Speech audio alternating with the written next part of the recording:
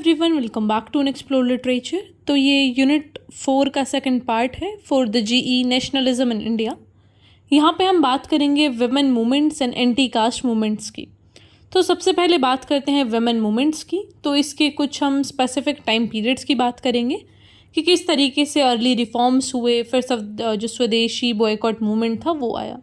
तो early reforms की बात करें तो सबसे पहले तो जो रिफॉर्मर्स थे 19वीं सेंचुरी के, जैसे कि राजा राम मोहन रॉय, ईश्वर चंद्र विद्यासागर, इन सारे लोगों ने एडवोकेसी करा विमेन एजुकेशन के लिए। और जो भी ऑप्रेसिव कस्टम्स थे जैसे कि सती, चाइल्ड मैरिज, इन सारी चीज़ों का जो एबॉलिशन है उसके लिए उन्होंने मांग करा। तो ये सारी चीज़ें काफ़ी हुई। हमने जो बाकी वीडियोस हैं उनमें भी देखा था कि जो ब्रह्मो समाज है, आर्य समाज है, इन्होंने वुमेन राइट्स के लिए बहुत ज़्यादा अच्छे तरीके से अपना कंसर्न पेश करा और इन्होंने उनके राइट्स के लिए भी लड़ा। तो वुमेन एजुकेशन में सावित्री बाई फूले, पंडिता रामाबाई, इन्होंने काफ़ी फोकस करा एजुकेशन फॉर गर्ल्स के लिए। और बाद में इनका जो एक कंट्रीब्यूशन है वो नेशनल मूवमेंट के अंदर भी देखा जा सकता है। अब सेकंड आता है स्वदेशी एंड बॉयकॉट मूवमेंट्स। तो जब हमारा पूरा फ्रीडम स्ट्रगल चल रहा था तो उस टाइम पे एक मूवमेंट आता है स्वदेशी मूवमेंट, जिसमें मेक इन इंडिया प्रोडक्ट को हम ब्रांडिंग कर रहे थे, उनके यूज़ के लिए प्रमोशन कर रहे थे। तो फिर उस टाइम पे पार्टीशन हो जाता है 1905 में बंगाल का। तो वहाँ पे जो वुमेन है उन्होंने बड़ा एक्टिवली पार्टिसिपेट किया। वो फिर चाहे ब्रिटिश गुड्स को बॉयकॉट करना हो या फिर अपने तरफ से चंदा वगैरह देना हो, what we call that funding for the national movement, इन्होंने अपने जो ज्वेलरीज़ हैं वो डोनेट किए। तो वुमेन का जो रोल है that was very much major in this swadeshi and boycott movements. जो वुमेन है जैसे कि सरला देवी चौधरानी, बीकाजी कामा, इन्होंने ना ही औरतों को सिर्फ मोबलाइज़ किया बल्कि पब्लिक मीटिंग्स, फिर नेशनल मूवमेंट्स में जेंडर का जो रोल है उसको भी प्रमोट किया। फिर 1915 में गांधी जी आ गए थे साउथ अफ्रीका से। तो उस टाइम पे भी गांधी जी ने नॉन कॉपरेशन मूवमेंट्स में वुमेन का सपोर्ट है जो वो सीख करा, and women participated in a large scale. Kasturba Gandhi, Annie Besant, Sarojini Naidu, इन्होंने काफ़ी ज़्यादा इंपॉर्टेंट रोल प्ले करा था। इवन जब गांधी जी को अरेस्ट कर लिया गया था तो उनके बेटे गांधी जी के एंड सरोजनी नायडू, इन्होंने लीड करा था पूरा जो दांडी मार्च आगे तक बढ़ा था उसको। एंड इवन उनके ऊपर फिर काफ़ी ज़्यादा लाठीचार्ज वगैरह भी किया गया, जिसको फिर बाद में नेशनल इंटरनेशनल जो मीडिया है उससे फिर कवरेज भी मिला था। उसके बाद जो इंडियन नेशनल मूवमेंट है उसको काफ़ी क्रिटिसाइज़ किया मतलब जो भी ब्रिटिशर्स का रोल था, आई मीन टू से, जो इंडियन नेशनल मूवमेंट है उसको प्रेज़ किया गया और ब्रिटिशर्स के जो एक्शंस हैं उनको फिर क्रिटिसाइज़ भी किया जाने लगा बाय द इंटरनेशनल मीडिया। फिर जो गांधी है उन्होंने एक्टिवली इनकरेज करा वुमेन को कि वो स्ट्रगल को ज्वाइन करें और अपना जो पूरा पार्टिसिपेशन है वो प्रेजेंट करें इन नेशनल स्ट्रगल्स में। ऐसा ही हुआ सिविल डिसोबीडियंस मूवमेंट के दौरान भी। तो औरतें जैसे कि कमला नेहरू, अरुणा, आसिफ अली, राजकुमारी अमृत कौर, इन्होंने काफ़ी ज़्यादा इंपॉर्टेंट रोल प्ले करा ऑर्गेनाइज करने में प्रोटेस्ट को, सॉल्ट सत्याग्रह को, and picketing liquor shops, mobilising other women. तो ये इनके काफ़ी इंपॉर्टेंट रोल्स थे। रिवोल्यूशनरी एक्टिविटीज़ की बात करें तो नॉन वायलेंट स्ट्रगल्स में जो वुमेन हैं उनका काफ़ी बेहतर रोल हमें देखने को मिलता है। औरतें जैसे कि कल्पना दत्ता, प्रीति लता वाडियार एंड दुर्गा, इन सब के काफ़ी ज़्यादा इंपॉर्टेंट रोल्स हैं in Jugantar Party, Hindustan Socialist Republic Association. तो जब हम बात करते हैं नेताजी की तो उन्होंने तो एक आर्मी का वो ही बना दिया था, मतलब एक्चुअली उनका एक ग्रुप बनाया था, उन्होंने आर्मीज़ रिक्रूट करी थी। तो उसमें there was women specific group also, जो पूरा एक बटालियन वुमेन का ही था और उसका नाम शायद लक्ष्मीबाई जी से इंस्पायर्ड था, समथिंग लाइक दैट। तो इस तरीके से जो वुमेन है उन्होंने आर्म्ड स्ट्रगल्स में भी पार्टिसिपेट करा। पहले जो सिर्फ नॉन वायलेंट मेथड्स में काफ़ी ज़्यादा वुमेन का पार्टिसिपेशन था वो आगे चलकर आर्म्ड मूवमेंट्स में भी काफ़ी ज़्यादा बढ़ गया था। तो ये तो थे वुमेन स्ट्रगल्स या फिर वुमेन मूवमेंट्स। अब बात कर लेते हैं हमारे लास्ट टॉपिक की, जो कि है एंटी कास्ट मूवमेंट्स। अब देखो, ये हम सबको पता है कि जो कास्ट सिस्टम है वो इंडिया की पॉलिटिक्स से लेके हमारे मतलब डेली लाइफ का पार्ट है कास्ट। जो ये हिस्टोरियंस बोलते हैं ना कि Indians don't vote caste their vote, they vote their caste. तो वो चीज़ें बहुत ज़्यादा डोमिनेंट है इंडिया के अंदर कि किस तरीके से हमारा जो हर एक लाइफ का फैक्टर है वो डिपेंड करता है। मतलब या तो आपके छोटा सा नाम को ही लेके देख लो, people usually are seen asking like that कि okay, for example if my name is Kiran, कि ओके किरण, हाँ तो आगे क्या, व्हाट्स अ सरनेम, मतलब they just want to know the caste.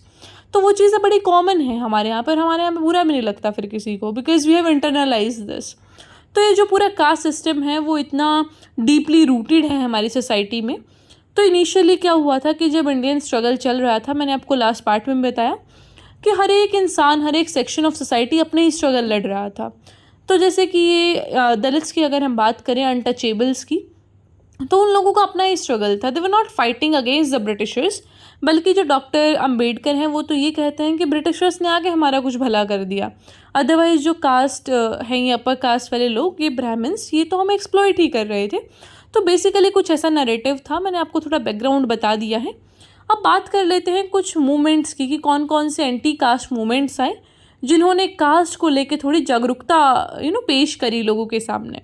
तो सबसे पहले आते हैं भक्ति मूवमेंट्स। तो संत जो थे हमारे कबीर दास, रविदास, तुकाराम, इन्होंने क्रिटिसाइज़ करा कास्ट सिस्टम को और बोला कि भैया आप इक्वालिटी को प्रमोट कीजिए, भगवान का रास्ता चुनिए, कास्ट वास्ट कुछ नहीं होता है, सभी लोग बराबर हैं। तो वो थोड़ा सा वेस्टर्न फिलॉसफी में भी आप देख सकते हैं इसका। ये जो हमारे वो हैं JS मिल में भी मिलेगा ये चीज़, रूसो, हीगल, सब में है ये चीज़ थोड़ा सा आपको कि इंडिविजुअलिटी इज़ इम्पॉर्टेंट। ठीक है, जैसे हमारा कॉन्स्टिट्यूशन भी बोलता है ना, we the people of India.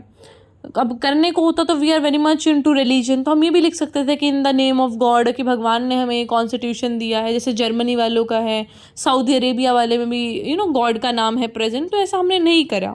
मुद्दे की बात पे आते हैं। तो सेकंड हमारा मूवमेंट है सूफी मूवमेंट। अब भक्ति मूवमेंट की तरह ही सूफिज़्म भी जो है इंडिया के अंदर वो मैसेज लेके आया था यूनिटी का, पीस का, इक्वालिटी का, कि सोशल डिस्क्रिमिनेशन मत करिए और जो कास्ट है उसको ख़त्म कर दो, सभी लोग बराबर हैं। तो वो सूफी मूवमेंट का आइडिया था। फिर आते हैं ज्योतिराव फुले जी। इनका काफ़ी मेजर रोल है एंटी कास्ट मूवमेंट्स में। इन्होंने एक सोसाइटी बनाया था जिसका नाम था Satyashodhak Samaj, that was society of truth seekers. तो 1873 में इन्होंने फ़ाइट करा ब्राह्मणिकल डोमिनेंस के खिलाफ, कास्ट डिस्क्रिमिनेशन के खिलाफ। और इन्होंने ये भी बोला कि देखो हमारा अपलिफ्टमेंट ऐसे नहीं हो सकता है दलित्स का, we have to promote the education of this Dalits and women. जब आप थोड़े पढ़े लिखे होंगे तभी आप चीज़ें समझ सकते हैं, वरना कोई भी इस कास्ट सिस्टम को ख़त्म नहीं कर सकता। फिर आते हैं हमारे डॉक्टर BR अम्बेडकर। इनका तो रोल हम बिल्कुल भी डिनाई नहीं कर सकते हैं किसी भी एंगल से, या तो फिर वो इंडियन कॉन्स्टिट्यूशन में हो, इंडियन पॉलिटिक्स में हो, या फिर हम कास्ट वाली चीज़ में तो बिल्कुल भी इग्नोर नहीं कर सकते हैं इनको। He played a very crucial role in the anti caste movements. इन्होंने जो अनटचेबिलिटी है उसके खिलाफ काफ़ी ज़्यादा आंदोलन करे, डिस्क्रिमिनेशन के खिलाफ ये लड़े, and at the end he converted to Buddhism 1956 में। इनके काफ़ी सारे फॉलोअर्स ने भी जो रिजेक्ट कर दिया था हिंदुज़म को और पूरे कास्ट स्ट्रक्चर को। इनका मानना ये था कि यार हम ऐसे धर्म में रहें ही क्यों जो हमें रिस्पेक्ट ही ना करता हो। ठीक है, आप एक ऐसे जो रिलीजन है उसको क्यों ही मानेंगे, मतलब कैसे भगवान फिर आपके लिए। For me God is the one, जिससे मुझे पॉजिटिविटी मिलती है। ठीक है, चाहे मैं उनको मानती हूँ नहीं मानती हूँ, मैंने देखा है नहीं देखा है, बट हाँ मुझे पॉजिटिविटी मिलता है तो आई प्रे। ठीक है, तो वही यहाँ पे डॉक्टर अम्बेडकर बोलते थे कि यार हमें जब कोई रिस्पेक्ट ही नहीं दे रहा है, वो तुम्हारा जो भगवान है उसके नाम पे ही तुम हमें अच्छे से ट्रीट ही नहीं कर रहे हो, तो फिर काहे का भगवान, like we are not accepting that god. तो ये इनका आइडिया था। Then is Vaikom Satyagraha. तो ये टेम्पल एंट्री मूवमेंट को लेके था, क्योंकि अभी भी आपको देखने को मिलता होगा कि ऐसा सोसाइटी में सेग्रीगेशन किया जाता है कि ये ऊंची जाति के लोग, ये नीची जाति के लोग, एंड शिट लाइक दैट। तो ये सारी चीज़ों को बहुत I don't know, like 21st century में भी एक चीज़ें कैसे कंटिन्यू हो रही हैं। सारी चीज़ों को हमें एक थोड़ा सा लिटरेट लोगों की तरह सोचना चाहिए, and at least youth should be aware about it कि ठीक है हमारी पिछली जनरेशन्स को हम नहीं चेंज कर सकते, but at least we can do our part, ताकि थोड़ा सा सोसाइटी में अवेयरनेस आए और सोसाइटी हमारी अच्छी बने। लास्ट आते हैं पेरियार। इन्होंने सेल्फ रिस्पेक्ट मूवमेंट स्टार्ट करा था तमिलनाडु में।